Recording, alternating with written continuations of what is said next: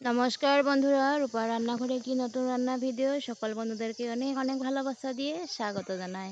আজ আমি বন্ধুদেরকে খুব কম উপকরণ দিয়ে মাছ রান্না করব, সেটাই শেয়ার করব। প্লিজ বন্ধুরা স্কিপ না করে পুরো ভিডিওটা দেখে আমার সাথে আর পাশে থাকা যাওয়ার অনুরোধ রইল। মাছ কেটে ধুয়ে পরিষ্কার করে যে নুন হলুদ মাখিয়ে নিয়েছি। এখন আমি মাছগুলোকে ভেজে নিব। আমি আজ রান্নাটি গ্যাসে করছি, উনুনে নয়।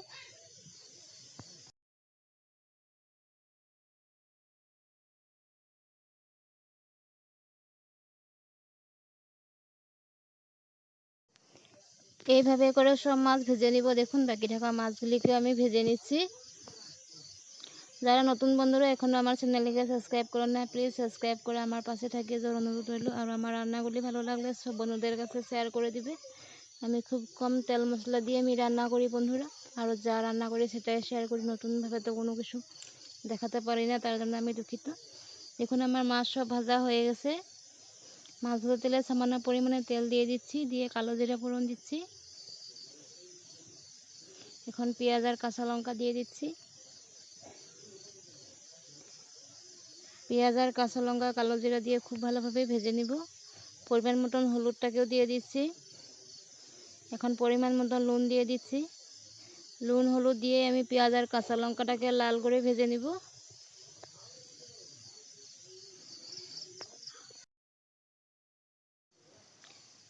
নুন হলুদ দিয়ে পেঁয়াজ আর কাঁচা লঙ্কাটা আমার ভাজা হয়ে গেছে। এখন সামান্য পরিমাণে জল দিয়ে দিচ্ছি।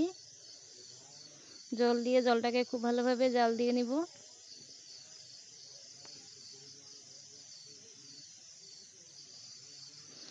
দেখুন বন্ধুরা জাল দিয়ে নিয়েছি, উঠলে যাচ্ছে। এখন আমি ভেজে রাখা মাছগুলিকে দিয়ে দিব।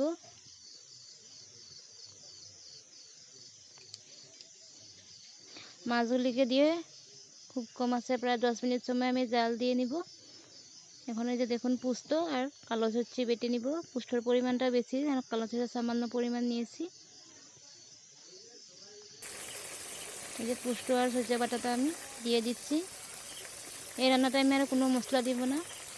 এইভাবে বন্ধুরা এই গরমে কাঁচা লঙ্কা কালো জিরা পেঁয়াজ দিয়ে পোস্ত বাটা দিয়ে মাছ খেলে অসাধারণ লাগে। খুব কম তেল মশলা দিয়ে আমি রান্নাটি করেছি। দেখতে কালারটা খুব সুন্দর হয় না, তবে খেতে দারুণ হয়েছিল। শরীরের জন্য খুব উপকারী।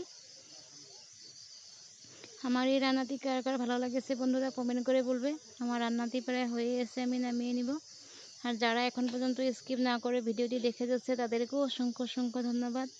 আর ভালো লাগলে আমার রান্নাটি প্লিজ বন্ধুরা সব বন্ধুদের কাছে শেয়ার করে দিবে। আর নতুন বন্ধুরা যারা এখনও আমার চ্যানেলটিকে সাবস্ক্রাইব করে নাই, সাবস্ক্রাইব করে আমার পাশে থেকে যাওয়ার অনুরোধ রইল। নমস্কার। সবাই যেন ভালো আর সুস্থ সাবধানে থাকে।